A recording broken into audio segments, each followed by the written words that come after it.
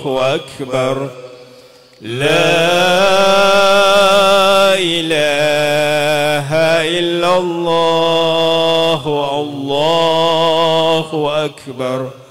الله أكبر ولله الحمد. الله أكبر. الله أكبر. الله أكبر. لا إله إلا الله. والله أكبر. الله أكبر ولله الحمد.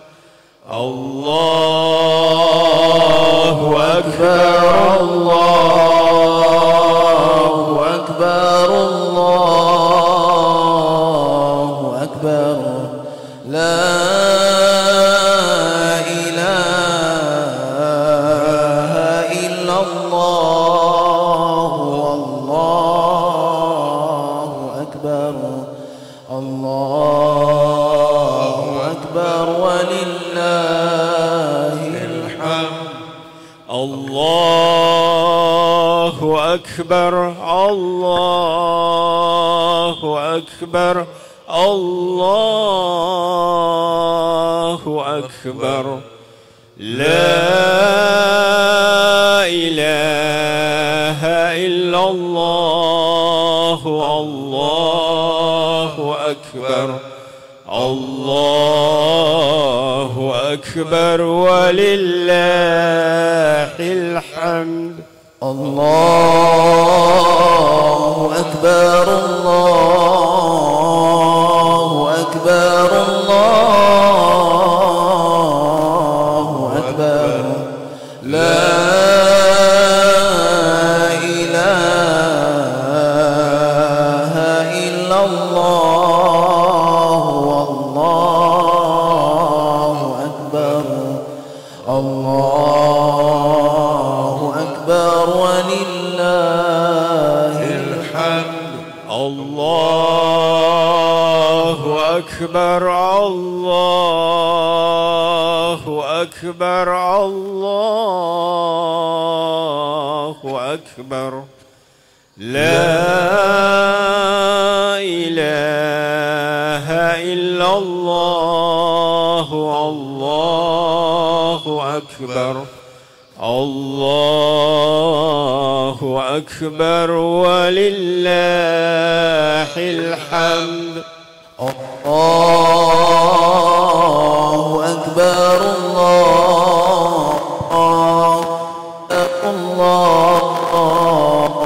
أكبر. لا إله إلا الله. والله أكبر. الله أكبر ولله الحمد. الله أكبر. الله أكبر. الله أكبر. لا إله إلا الله. الله أكبر. الله أكبر ولله الحمد.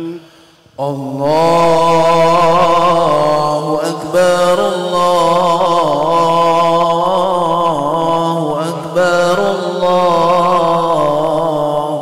أكبر. لا إله إلا الله. والله أكبر. الله أكبر ولله الحمد. الله أكبر. الله أكبر. الله أكبر. لا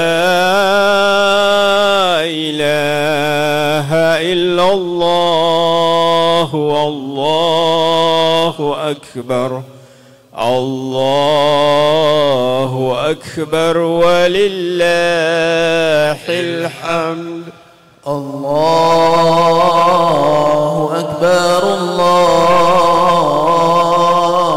أكبر الله أكبر لا إله إلا الله الله أكبر الله أكبر ولله الحمد الله أكبر الله أكبر الله أكبر لا إله إلا الله الله أكبر الله أكبر ولله الحمد الله أكبر الله أكبر الله أكبر لا إله إلا الله الله أكبر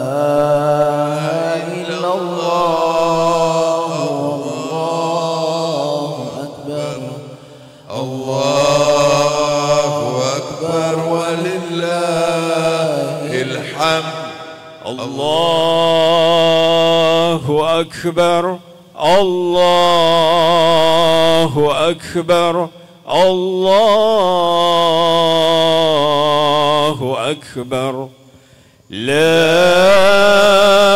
إله إلا الله الله أكبر الله أكبر ولله الحمد الله أكبر الله أكبر الله أكبر لا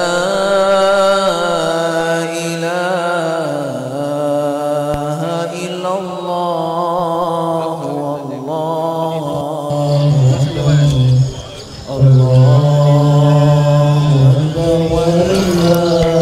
Ya, assalamualaikum warahmatullahi wabarakatuh.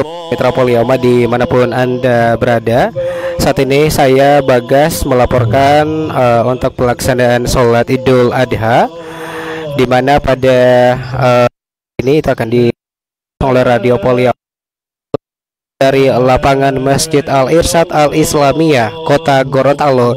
Adapun judul khutbah yang akan khutbah yang diambil untuk hari ini, keluarga yang kuat, teladan abadi dari keluarga Nabi Ibrahim. Dan yang bertugas sebagai imam, Syekh Yusuf Abdul Manan selaku pelajar Pondok Pesantren Al-Irsyad Gorontalo. Dan yang bertugas sebagai khotib, Ustadz Khalid Walid LC MPD MA, alumni Universitas Islam Madinah. Dan seperti yang disampaikan sebelumnya para mitra Poliyama, bahwa pelaksanaan sholat Idul Adha ini itu akan dilaksanakan tepat di jam 7 tepat. Hidayahnya, taufiknya kepada kita semua. Dan saat ini terlihat para mitra Poliyama jamaah Masjid Al-Irsyad Al-Islamiyah Kota Gorontalo telah memadati lapangan Masjid Al-Irsyad. Dan juga kita bersyukur kepada Allah Subhanahu wa Ta'ala. Sesaat lagi pelaksanaan sholat Idul Adha hari ini akan segera dimulai. Disampaikan kembali judul ataupun tema dari khutbah, keluarga yang kuat, teladan abadi dari keluarga Nabi Ibrahim. Yang bertugas sebagai imam Syekh Yusuf Abdul Manan dan khotib Ustadz Khalid Walid LC MPD MA selaku alumni Universitas Islam Madinah. Dan tentunya juga akan disiarkan langsung oleh Radio Poliyama dan juga live streaming Facebook Poliyama dan juga lewat Facebook Masjid Al-Irsyad Al-Islamiyah Kota Gorontalo. Syukran wa jazakumullahu khairal jazaa kepada seluruh jamaah yang telah ikut membantu berdonasi dalam kegiatan-kegiatan kami di Masjid Al-Irsyad, dan juga khususnya pada kesempatan hari ini yang telah memberikan sumbangan dalam menyajikan bingkisan atau sedikit buka puasa yang disunahkan untuk kita datang ke tempat sholat dalam keadaan berpuasa, dan kita kembali sebelum kita sudah kembali berbuka puasa. Dan juga tak lupa kami menyampaikan syukran wa jazakumullahu khairal jaza kepada para asatiz kita yang terus membimbing kita, membina kita dalam kita merangkai ibadah-ibadah kepada Allah Subhanahu wa taala. Baiklah, sebelum kami mulai salat Idul Adha pada kesempatan kali ini, ada beberapa hal tata cara salat yang insya Allah akan kami sampaikan.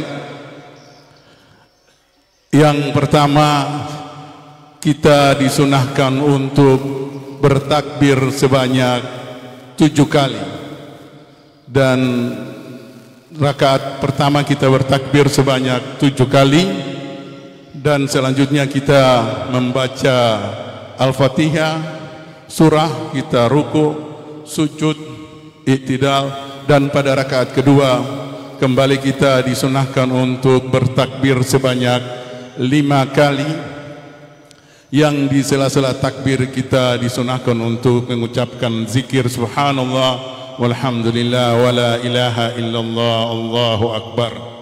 Dan juga sunnah-sunnah yang lainnya kita disunahkan untuk mendatangi tempat sholat dan kembali ke rumah dengan jalan yang berbeda agar menjadi syiar bagi seluruh manusia. Jemaah sekalian yang dirahmati Allah Subhanahu wa taala, pada kesempatan kali ini yang akan bertindak sebagai khatib yakni Ustadz Khalid Walid Al-Amri LC hafizahullahu ta'ala, dan yang bertindak sebagai imam yakni Syekh Yusuf Dr. Yusuf Abdul Manan Godat. Beliau berasal dari Sudan, yang kebetulan pada kesempatan sekarang ini beliau sebagai salah satu pengajar ahli bahasa Arab di Pondok Pesantren Al-Irsyad Gorontalo, yang tepatnya berada di daerah Desa Dunggala, Kabupaten Batuda. Jemaah sekalian yang dirahmati Allah Subhanahu wa taala,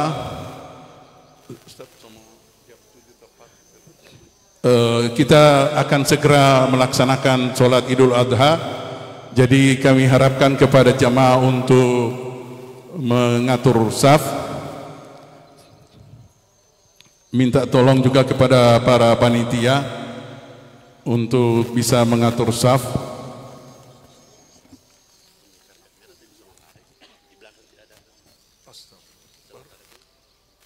Di belakang sini. Afwan para jamaah yang laki-laki, mungkin karpetnya akan dipindahkan ke belakang karena di tempat akhwat ada yang belum dapat alas sholat.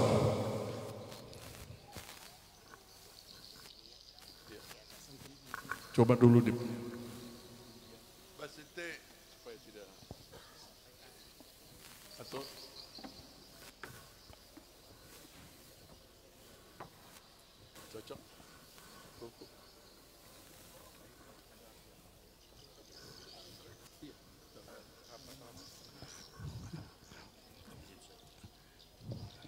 mohon diisi saf yang kosong kepada para jemaah agar kita insyaallah segera memulai sholat Idul Adha pada kesempatan kali ini.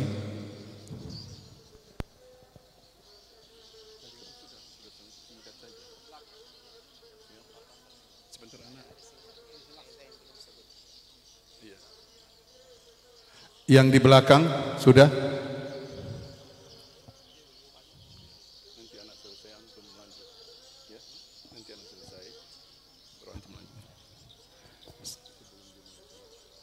Sudah panitia yang di belakang?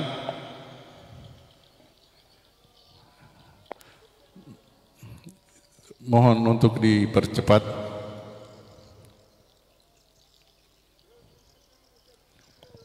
Diisi dulu bagian sini, masih ada yang kosong ini. Di tengah-tengah sini jamaah yang di samping mohon masuk ke dalam syaf. Ini di dalam syaf masih banyak sekali tempat yang kosong. Tolong diisi dulu, ada 2. Mari jamaah yang di samping. Habib Sodik diharapkan masuk ke dalam sini. Habib, ada tempat yang kosong. Foto di depan sini. Ini masih kosong, di dalam sini masih kosong, Pak. Bapak-bapak yang ada di samping kiri atau samping kanan kami, mohon mengisi saf yang di tengah sini masih kosong.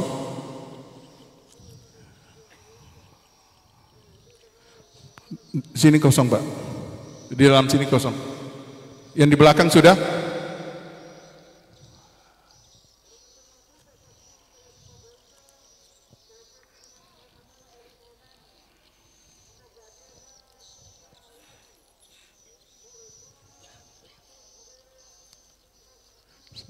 Sudah panitia?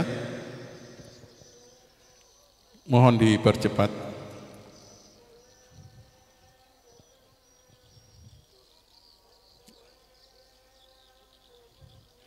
Ya, kita akan segera mulai. Panitia, sudah? Oke. Ya, kita akan mulai. Fadhal ya, Syekh. Nanti insyaallah. Bismillah, ada beberapa insyaallah ahkam tentang salat Idul Adha yang saya mau sampaikan. 5 poin. Poin pertama, ya memang kita tidak ada tahiyatul masjid di sini karena ini lapangan bukan masjid. Kedua, takbiratul ihram setelahnya ada beberapa takbirat sesuai mazhab, ada yang 75, ada yang 65, kecuali takbiratul ihram dan takbiratul raf'i minas sujud. Tergantung kitab mazhab Syafi'i 75 insyaallah. Dan ketiga itu tentang apakah takbir ini ada beberapa zikir antara takbir dan takbir. Ya enggak apa-apa, ada hadis Ibnu Mas'ud kalau kita kata alhamdulillah Allahu akbar kabira walhamdulillahi katsira subhanallahi bukratan wa asila, enggak apa-apa kalau ada waktu jarak antara takbirat. Dan keempat itu tentang apakah takbir ini jahar atau sir? Ya, bagi imam jahar, tapi bagi makmum sir. Ini asalnya zikir, takbir zikir. Kama qala ta'ala, "Wadhkur rabbaka fi nafsika tadarruan wa khifatan." Sir. Tapi untuk imam jahar karena untuk sampaikan ke selainnya. Kelima ini tentang apakah kita angkat tangan atau tidak. Ini enggak apa-apa, terserah mazhab. Ya, tetapi yang ijma' ini yang pertama, takbiratul ihram kita angkat tangan, yang selainnya tergantung. Kalau kita angkat bagus, ini jumhur, mazhabul jumhur, ini kita bisa angkat tangan. Hadza wa taqabbalallahu minna wa minkum wastawu istaqimu wa'tadilu hadu bainal manakib wal aqdam suddul khalal al furaj sawu sufufakum wa'tadilu fa inna tasfiyatas sufufi min tamamis salat.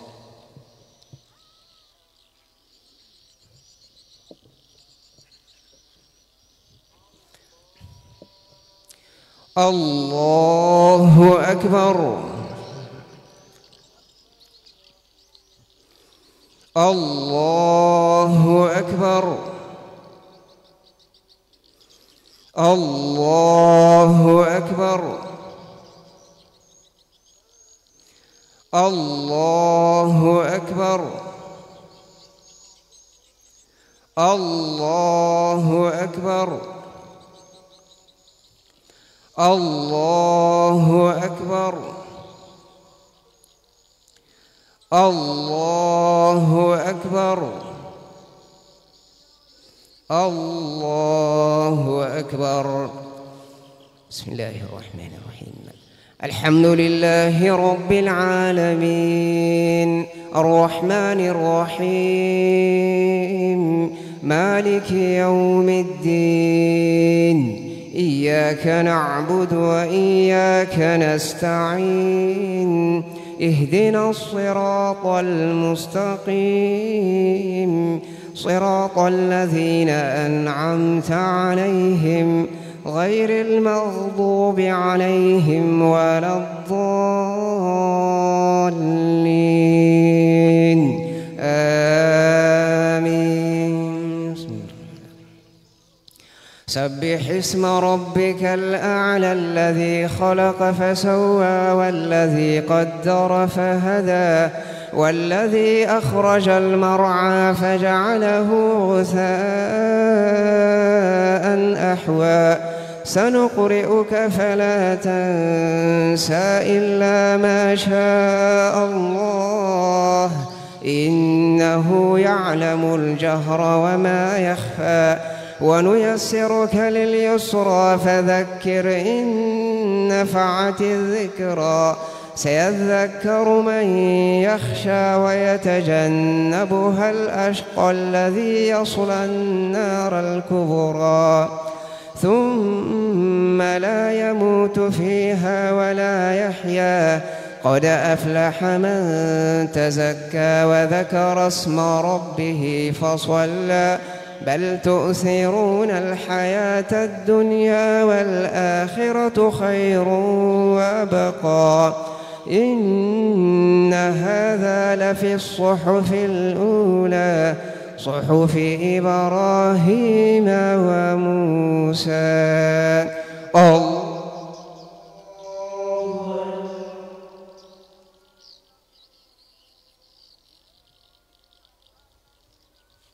سمع الله لمن حمده.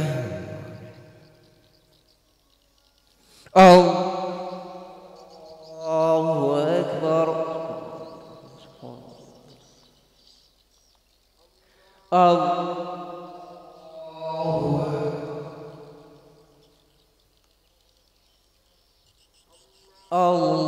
الله أكبر.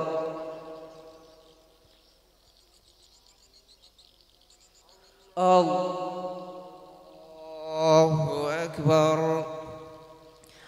الله أكبر. الله أكبر. الله أكبر. الله أكبر. الله أكبر. بسم الله الرحمن الرحيم. الحمد لله رب العالمين الرحمن الرحيم مالك يوم الدين إياك نعبد وإياك نستعين اهدنا الصراط المستقيم صراط الذين أنعمت عليهم غير المغضوب عليهم ولا الضالين آمين. هل أتاك حديث الغاشية وجوه يومئذ خاشعة عاملة ناصبة تصلى نارا حامية تسقى من عين آنية ليس لهم طعام إلا من ضريع لا يسمن ولا يغني من جوع وجوه يومئذ ناعمة لسعيها راضية في جنة عالية لا تسمع فيها لاغية فيها عين جارية فيها سرر مرفوعة وأكواب موضوعة ونمارق مصفوفة وزرابي مبثوثة أفلا ينظرون إلى الإبل كيف خلقت وإلى السماء كيف رفعت وإلى الجبال كيف نصبت وإلى الأرض كيف سطحت فذكر إنما أنت مذكر لست عليهم بمسيطر إلا من تولى وكفر فيعذبه الله العذاب الأكبر إن إلينا إيابهم ثم إن علينا حسابهم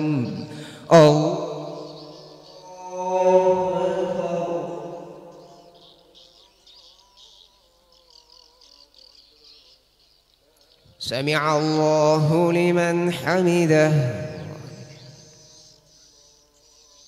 الله أكبر الله أكبر الله أكبر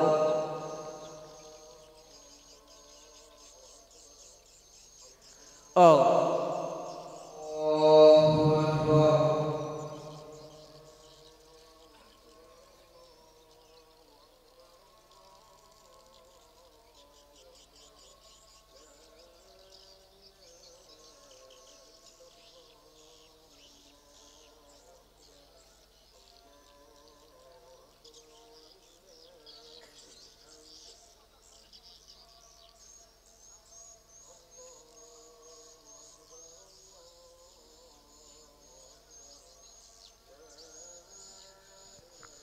السلام عليكم ورحمة الله. السلام عليكم ورحمة الله.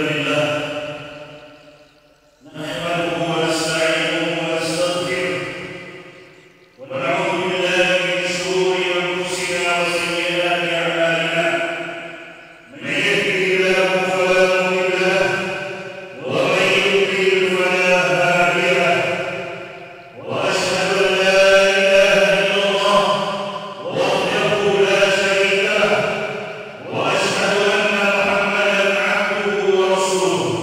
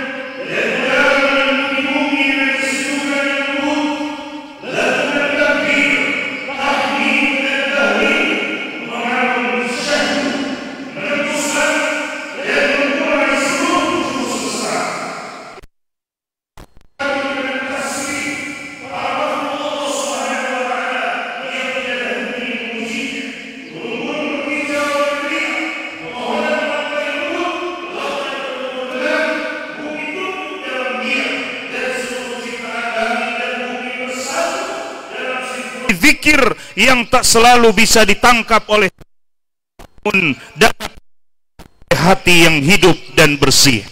Tusabbihu lahu samawatu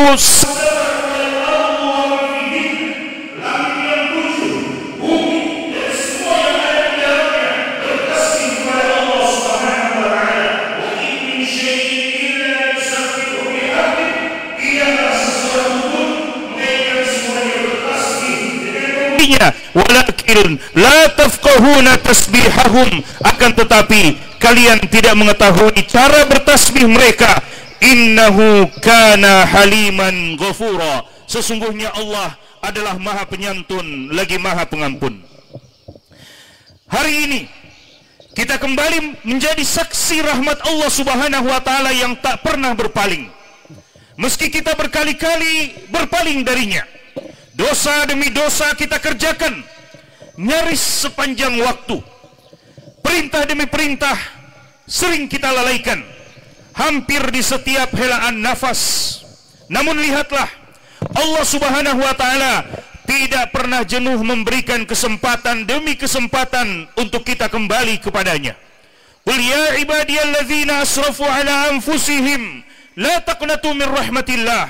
Katakanlah, wahai hamba-hambaku yang telah melampaui batas terhadap dirinya sendiri dengan berbagai macam dosa yang dia lakukan, janganlah kalian berputus asa dari rahmat Allah Subhanahu wa taala. Innallaha yaghfirudz dzunuba jami'an, sesungguhnya Allah Subhanahu wa taala mengampuni dosa-dosa semuanya. Innahu huwal ghafurur rahim, sesungguhnya dialah Allah yang Maha Pengampun lagi Maha Penyayang. Maka biarkanlah hari ini kita menghirup iman yang terdalam. Biarkan embun yang jatuh di ujung dedaunan mengajarkan kita kelembutan kasih sayangnya Allah Subhanahu wa taala yang tak terbatas. Biarkan pagi ini kita menyelam pada lautan cinta dan pengampunan Allah Subhanahu wa taala yang tidak pernah kering. Dalam pagi yang diberkahi ini, mari kita hidupkan kembali hati yang telah lelah. Mari kita bangunkan jiwa yang sempat tertidur. Kita kembali kepada Allah Subhanahu wa taala. Sebab tak ada pelukan yang lebih menenangkan daripada pelukan ampunannya. Tak ada rumah yang lebih menenteramkan selain rahmatnya, dan tak ada tujuan yang lebih mulia daripada keridhaan dan surganya. Allahu Akbar, Allahu Akbar, Allahu Akbar, la ilaha illallah, Allahu Akbar, walillahil hamd. Ma'asyiral muslimin rahimakumullah, di antara anugerah terindah yang Allah Subhanahu wa taala berikan kepada umat manusia di dunia ini adalah keluarga. Keluarga adalah bagian terpenting dalam hidup, walaupun ia adalah unit terkecil dalam masyarakat. Namun pengaruhnya begitu besar dalam membentuk karakter dan masa depan setiap individu. Di sanalah pondasi pendidikan pertama kali ditegakkan. Di sanalah nilai-nilai luhur seperti kejujuran, kasih sayang, tanggung jawab, dan ketaatan kepada Allah Subhanahu wa taala pertama kali diajarkan dan ditanamkan dengan penuh cinta. Keluarga adalah tempat di mana cinta bertumbuh, jiwa saling bersatu, dan generasi baru terlahirkan. Di dalam keluarga yang penuh kasih, Allah Subhanahu wa taala menciptakan pondasi yang melahirkan generasi yang akan meneruskan kehidupan dan perannya di dunia ini. Kebaikan ataupun keburukan yang ada dalam keluarga akan mempengaruhi lingkungan sosial secara luas. Anak yang tumbuh dalam keluarga yang harmonis, penuh kasih sayang, dan dilandasi nilai-nilai agama yang kuat akan tumbuh menjadi pribadi yang sehat, beradab, dan bertanggung jawab. Sebaliknya, anak yang terabaikan tanpa kasih sayang dan bimbingan orang tua akan berisiko menghadapi penyimpangan moral, krisis identitas, bahkan tindakan destruktif terhadap dirinya maupun orang lain. Allah Subhanahu wa taala juga berjanji untuk menyatukan keluarga yang soleh di dalam surganya sebagaimana firman-Nya, jannatu adni yadkhulunaha wa man salaha min abaihim wa azwajihim wa dzurriyyatihim, yaitu surga Aden, mereka akan masuk ke dalamnya bersama dengan orang-orang saleh dari bapak-bapak mereka, istri-istri mereka, dan anak cucu mereka.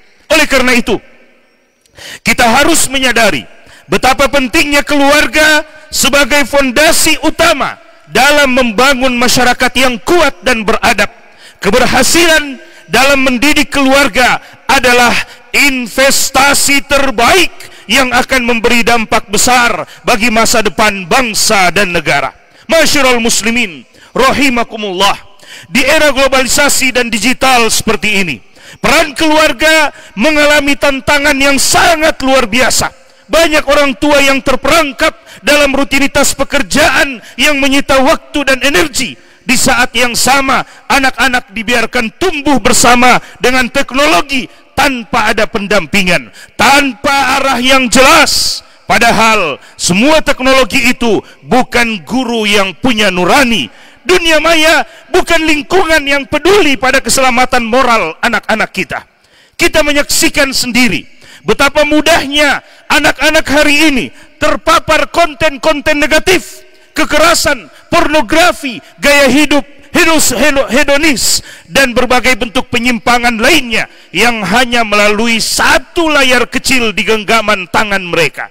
Data menunjukkan bahwa ada sekitar 50,3% anak-anak di Indonesia telah melihat konten-konten seksual di internet, menjadikan Indonesia sebagai negara dengan angka paparan tertinggi keempat di dunia sebagai anak-anak yang banyak melihat konten-konten yang tidak bermoral tersebut.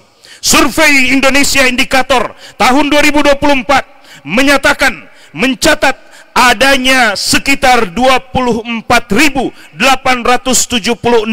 unggahan terkait kekerasan digital terhadap anak di media sosial. Dengan total tanggapan mencapai lebih dari 3 juta, isu penipuan online terhadap anak bahkan menempati urutan kedua dalam keterlibatan netizen dengan statistik mencapai 9.012.325 tanggapan. Lebih dari itu, jemaah sekalian, penggunaan media sosial yang berlebihan berdampak langsung pada kesehatan mental anak-anak kita.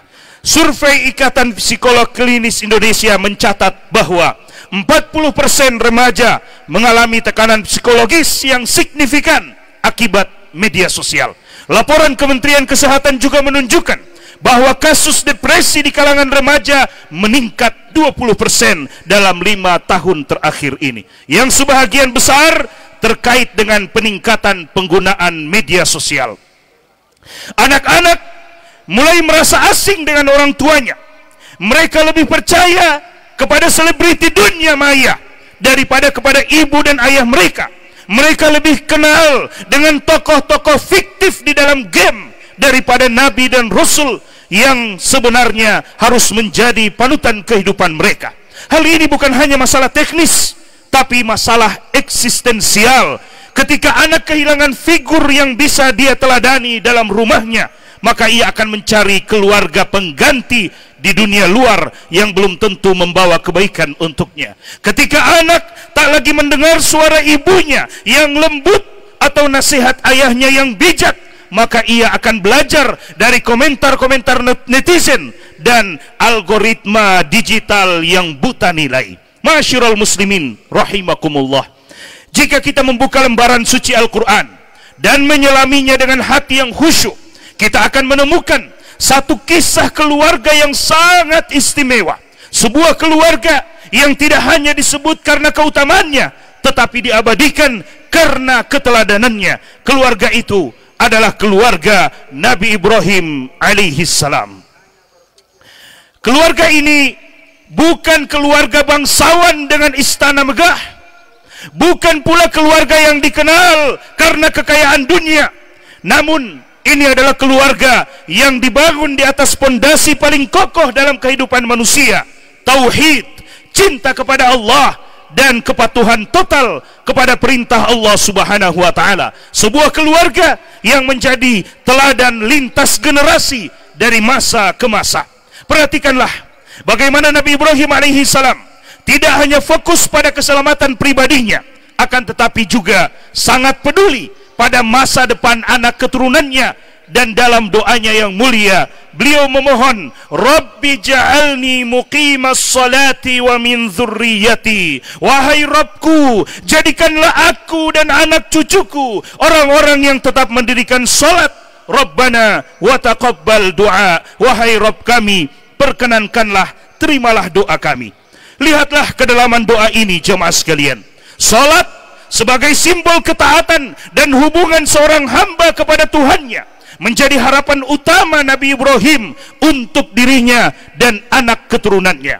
Beliau tidak hanya meminta dunia untuk anak-anaknya, beliau tidak pula meminta kemewahan dan kekuasaan, akan tetapi beliau meminta iman, takwa dan istiqomah dalam ibadah. Hal ini menunjukkan bahwa kesuksesan sejati bukan diukur dari apa yang terlihat di dunia, tetapi dari kedekatan dengan Allah yang kelak akan menentukan keselamatan abadi di akhirat. Masyarul muslimin rahimakumullah.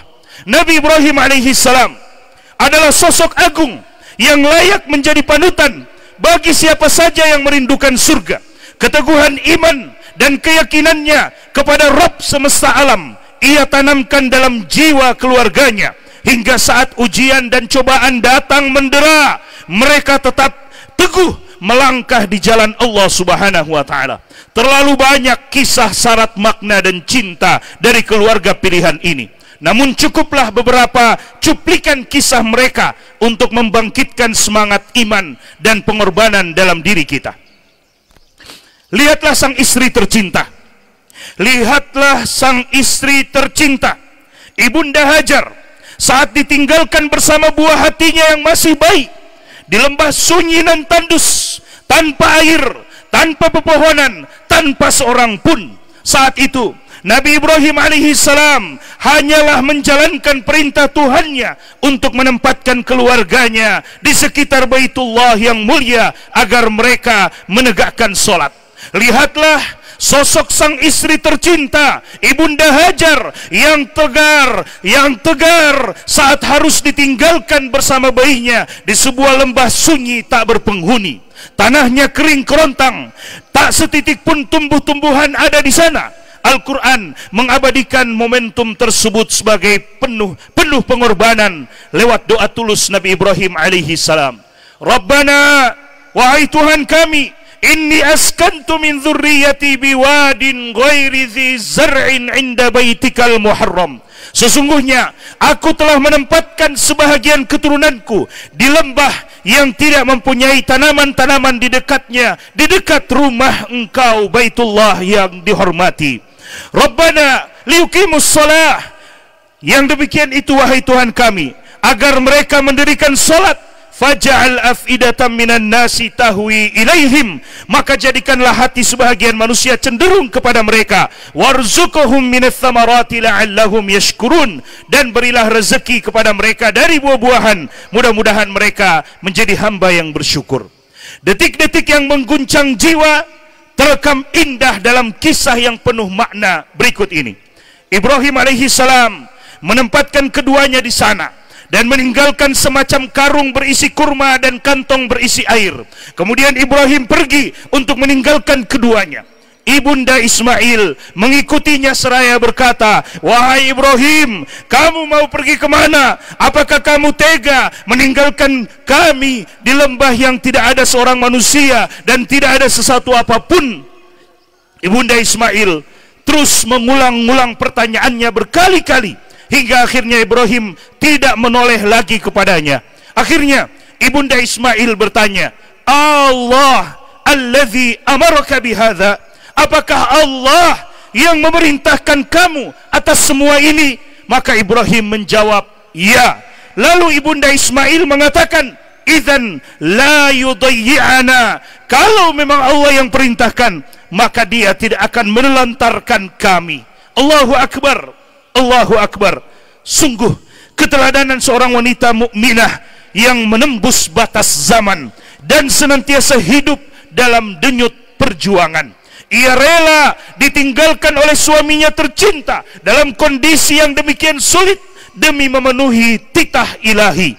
Kemudian dari pengorbanannya itulah lahir manusia terbaik sepanjang masa, Nabi kita, Nabi Muhammad sallallahu alaihi wasallam. Dari keturunannya lahirlah Nabi kita, Nabi Muhammad sallallahu alaihi wasallam, serta mata rantai generasi tauhid yang terus bersambung hingga hari ini.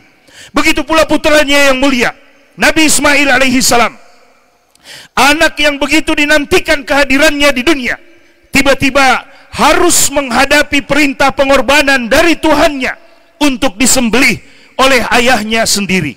Perhatikan bagaimana Nabi Ibrahim alaihi salam menyampaikan perintah Allah itu. Falamma balagha ma'ahu sa'ya, maka tatkala anak itu sudah sampai pada umur yang sanggup berusaha bersama dengan Nabi Ibrahim, qala ya bunai inni ara fil manami anni azbahuk, maka Nabi Ibrahim mengatakan, wahai anakku, sesungguhnya aku melihat dalam mimpiku bahwa aku menyembelihmu, fanzur madza tara, maka fikirkanlah apa pendapatmu.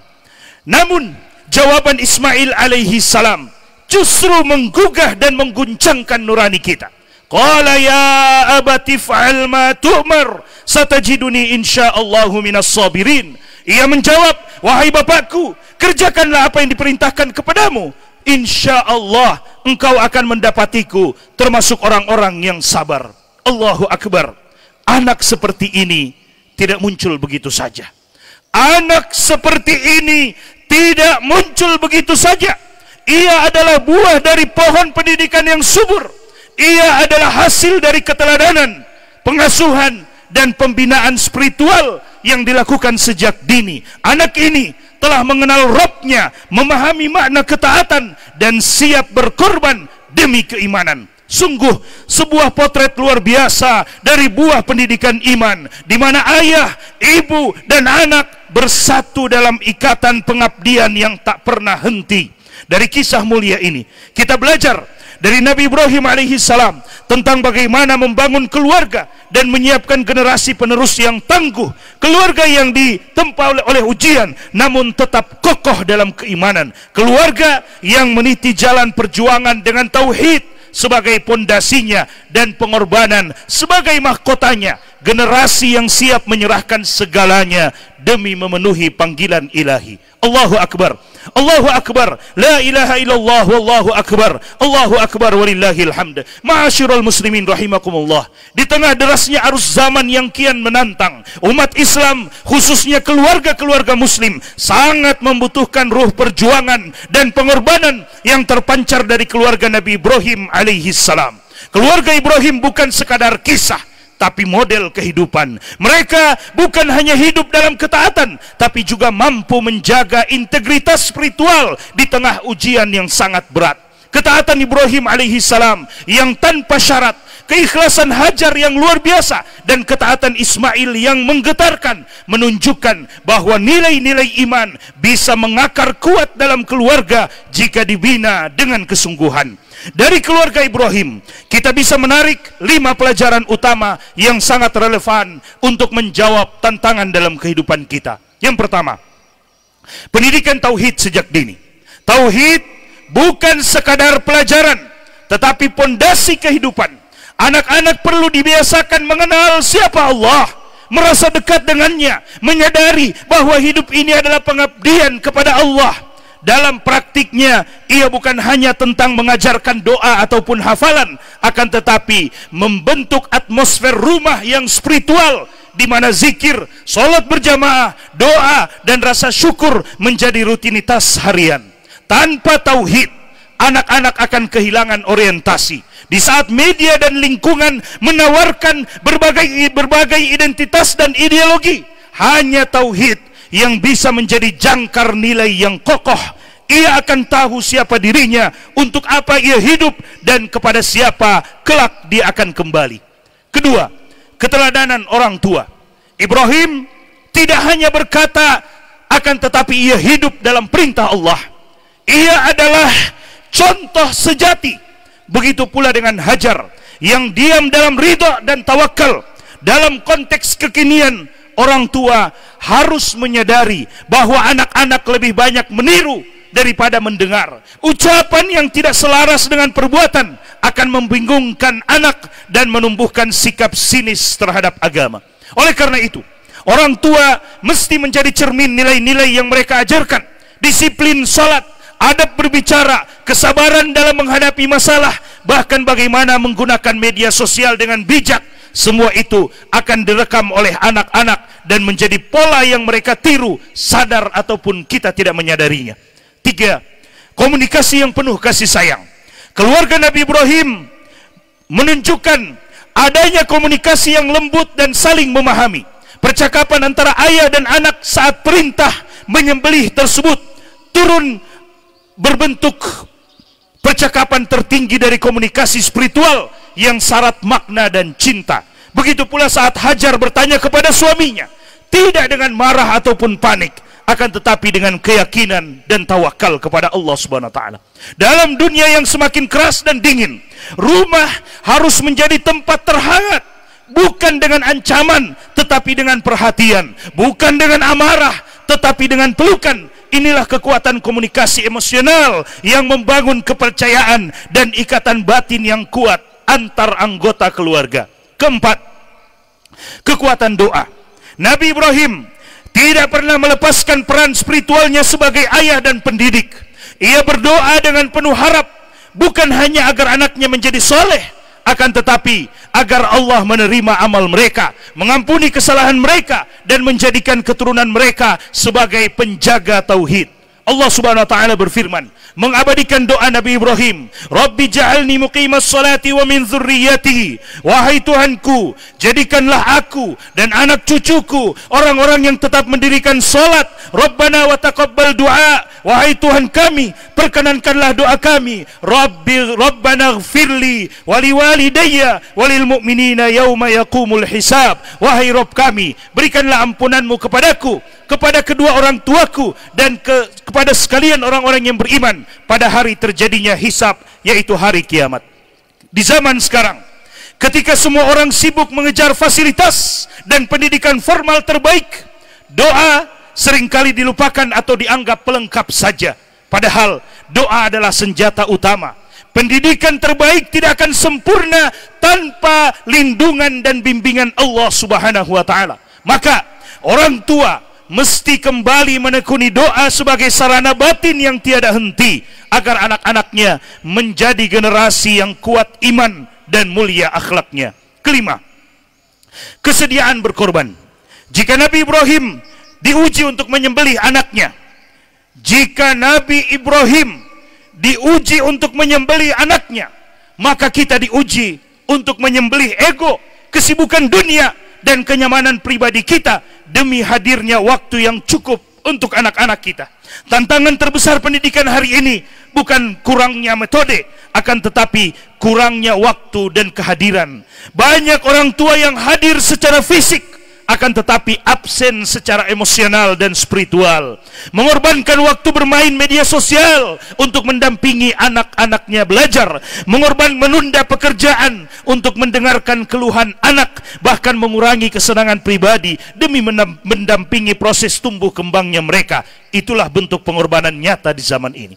Pada akhirnya, keteladanan keluarga Nabi Ibrahim bukan sekadar cerita heroik di masa lalu, melainkan cermin jernih bagi keluarga muslim masa kini. Di tengah dunia yang penuh distraksi dan godaan, kita dituntut untuk menghidupkan kembali semangat tauhid, keteladanan, kasih sayang, doa, dan pengorbanan dalam keluarga. Keluarga yang kuat, sebagaimana yang dicontohkan Nabi Ibrahim, tidak hanya dilihat dari kekuatan fisik, akan tetapi juga dari kekuatan spiritual, emosional, sosial, mental, dan moral. Sebab hanya dengan itulah kita bisa melahirkan generasi yang bukan hanya cerdas, tetapi juga kuat iman dan akhlaknya.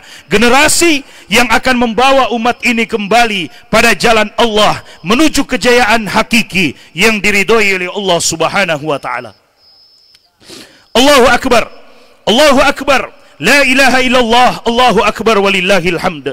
Sebelum kita menutup khutbah ini, marilah kita renungkan sejenak pada hari ini. Umat Islam di seluruh penjuru dunia tengah melaksanakan salah satu ibadah yang mulia, yakni ibadah kurban. Kurban merupakan ibadah yang sangat agung dan penuh keutamaan. Bagi siapapun yang diberi kelapangan rezeki, jangan sampai melewatkan kesempatan mulia ini. Hewan yang sah untuk dijadikan kurban adalah domba yang berusia 6 bulan, atau kambing yang genap berusia 1 tahun, atau sapi yang telah mencapai usia 2 tahun. Hewan tersebut harus dalam kondisi sehat dan tidak memiliki cacat yang mempengaruhi kualitas daging, baik secara jumlah maupun rasa, seperti buta sebelah, pincang, atau menderita penyakit pada kulit, kuku, ataupun mulutnya. Seekor domba ataupun kambing hanya mencukupi untuk kurban 1 orang saja, sedangkan seekor sapi boleh berserikat untuk 7 orang, kecuali berserikat pahala, maka boleh pada semua jenis tanpa ada batasan.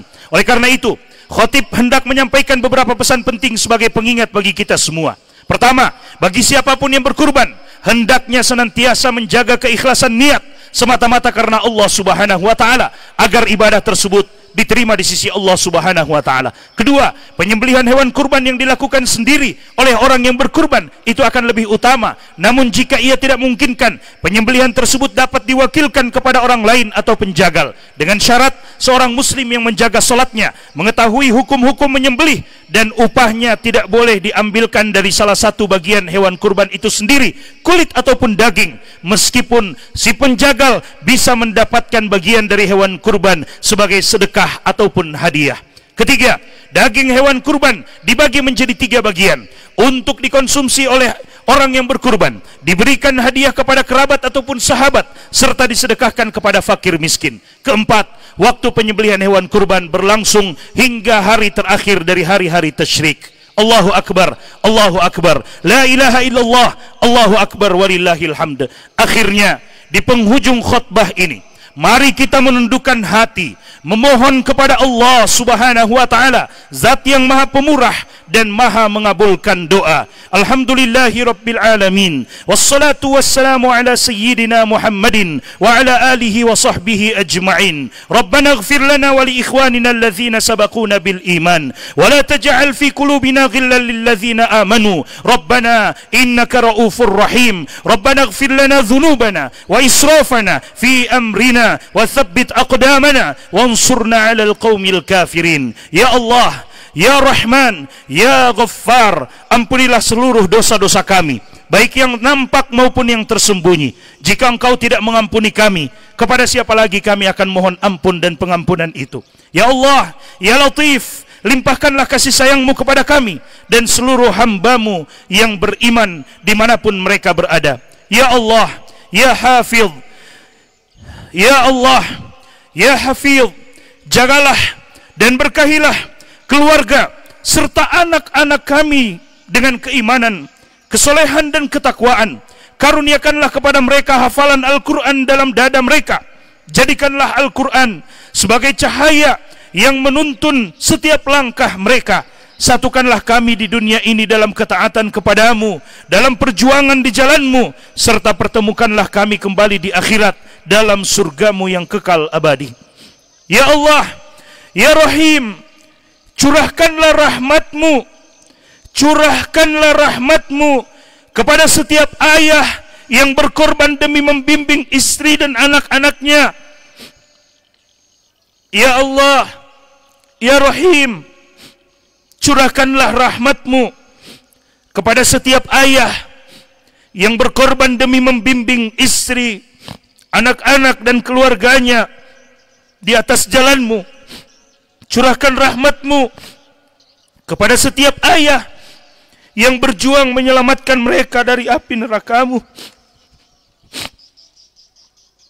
Rahmati pula setiap ibu yang dengan sabar dan penuh kasih sayang mengasuh serta membesarkan anak-anaknya. Limpahkan rahmat-Mu kepada setiap perempuan muslimah yang menjaga kehormatan dirinya dengan berhijab dan senantiasa istiqomah dalam ketaatan-Mu. Anugerahkanlah perlindungan kepada para pemuda yang berusaha tumbuh dalam ketaatan kepada-Mu. Jauhkanlah mereka dari segala bentuk keburukan dan kerusakan. Ya Allah, ampunilah dosa-dosa kedua orang tua kami. Bagi mereka yang masih hidup, dan jagalah dan berkahilah mereka Dan bagi mereka yang telah wafat, limpahkanlah rahmat dan ampunan-Mu kepada mereka. Bimbinglah kami agar senantiasa berbakti kepada mereka sebagai jalan untuk meraih ridho dan rahmat-Mu. Ya Allah, Tuhan kami, jadikanlah agama-Mu sebagai pedoman hidup bagi hamba-hamba-Mu di negeri ini dan di seluruh negeri kaum muslimin. Bahagiakanlah penduduk negeri ini dengan tegaknya agama-Mu di atasnya. Ya Allah, anugerahkanlah kepada kami pemimpin-pemimpin yang saleh, yang takut kepada-Mu dan penuh kasih sayang kepada rakyatnya. Pemimpin yang mengajak kepada kebaikan dan bukan mencela, yang merangkul bukan menyakiti, yang membimbing dan bukan mencaci, yang terbuka terhadap kebenaran bukan membalas dengan prasangka. Ya Allah, Ya Karim, lindungilah negeri kami yang tercinta ini. Siapapun yang menginginkan kebaikan bagi negeri ini, jadikanlah ia sebagai jalan datangnya kebaikan tersebut. Namun siapapun yang menyembunyikan niat jahat dan hendak berbuat kerusakan, maka kembalikanlah niat dan rencananya itu kepada dirinya sendiri. Rabbana atina fid dunya hasanah wa fil akhirati hasanah wa qina azaban nar. Wa sallallahumma wa sallim ala nabiyyina Muhammadin wa ala alihi wa sahbihi ajma'in.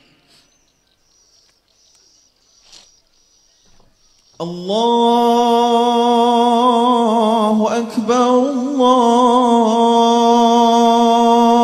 Allahu Akbar, Allahu Akbar. La ilaha illallah, wallahu akbar, Allahu akbar, walillahil hamd.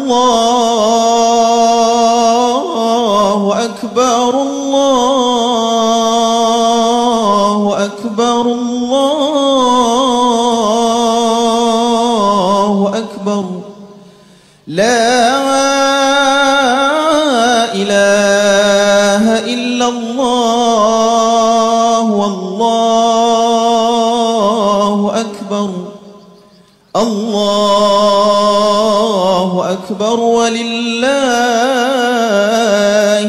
hamd.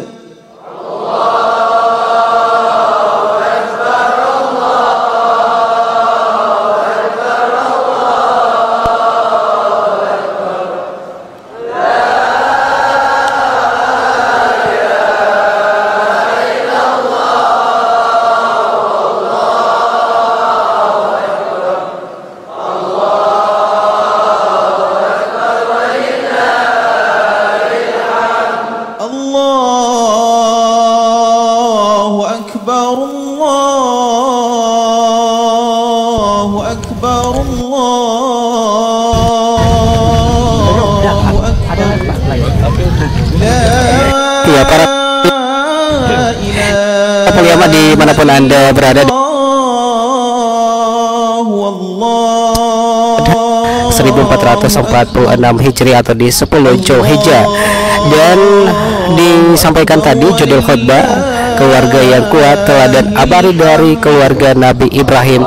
Dan yang bertugas sebagai imam tadi Syekh Yusuf Abdul Manan selaku pengajar Pondok Pesantren Al-Irsyad Al-Islamiyah Kota Gorontalo, dan yang bertugas sebagai khatib tadi Ustadz Khalid Walid LCMPD MA sebagai alumni Universitas Islam Madinah.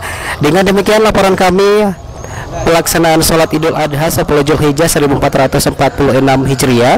Dan perlu seperti yang Anda lihat saat ini, para mitra Poliama, para jamaah Masjid Al-Irsyad Al-Islamiyah Kota Gorontalo itu saling berjabatan tangan, dan pelaksanaan sholat Idul Adha untuk 10 Zulhijjah hari ini itu bertempat di lapangan Masjid Al-Irsyad Al-Islamiyah Kota Gorontalo. Dengan demikian laporan kami langsung lapangan Masjid Al-Irsyad, kembali ke studio di Jalan Ahmad Awab nomor 58 Gorontalo.